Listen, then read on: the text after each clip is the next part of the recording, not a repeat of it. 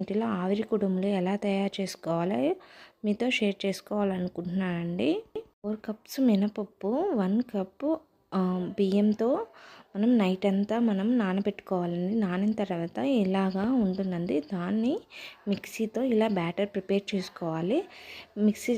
ఈ బ్యాటర్ని మనం ఇడ్లీ పాత్రలో అయినా వేసుకోవచ్చు, లేకపోతే ఆవిరి కూడా పాత్ర అయినా ఉంటుంది సపరేట్గా.